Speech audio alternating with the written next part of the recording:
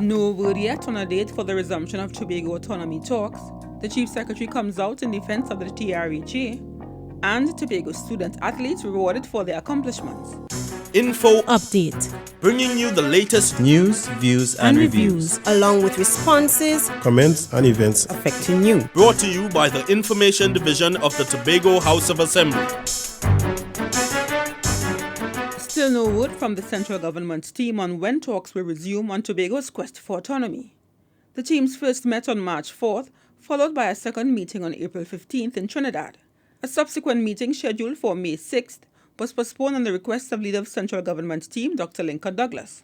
But since then, I received no communication from him. In fact, I just sent him a text. I tried to call him. I didn't get him. I just sent him a text asking him for, some feedback with respect to the resumption of discussions on internal self-government. Mr. London says the Tobago team continues to meet and is prepared to proceed with discussions. We are ready because basically we believe that we have a responsibility to the people of Tobago and the people of the country to do what should be done, and therefore we will continue doing what we have to do. The Chief Secretary believes the central government does not see Tobago's autonomy as a priority. And the Chief Secretary is coming out in defense of the Tobago Regional Health Authority, the TRHA.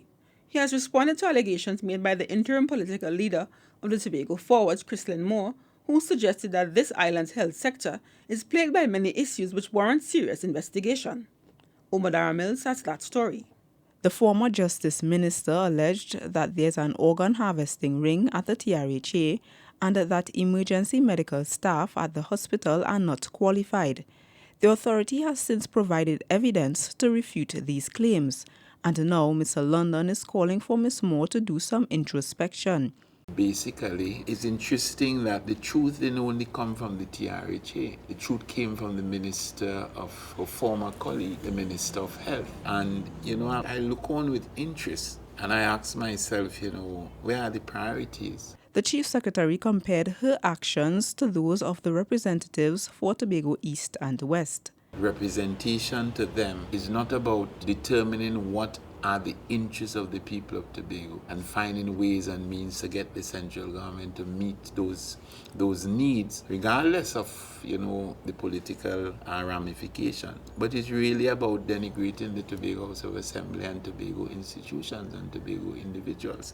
Mr. London is calling on Tobagonians to understand the significance of the position by the Tobago Forwards political party, whom he says prefers to focus on spreading misinformation.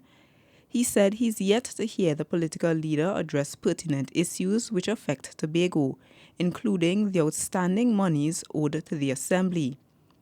I'm Omadara Mills for InfoUpdate. Over 100 student athletes who participated in this year's edition of the National Secondary Schools Track and Field Competition have been honored. They return home with the winning title for the 25th consecutive year. Davia Chambers has that report.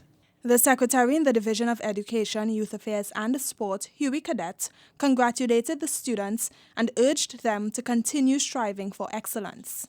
I want to put this in context in terms of the history and what this meet means, and I think, and the legacy that you have inherited.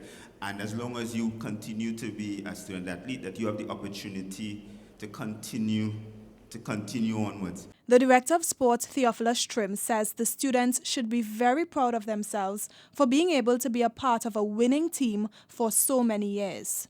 We here in Tobago have an opportunity which no other group in sport can boast of as we can. 25 years is nothing to sneeze at. And although I'm not sure if it's 25 or it could be more, we're going to accept 25 as the official mark. Student athlete Tyreek Hosford was one of 8 athletes specially recognized. Tyreek won the under-18 javelin and discus events at the National Secondary Schools Track and Field Competition. He says he's thankful that the division is celebrating their hard work.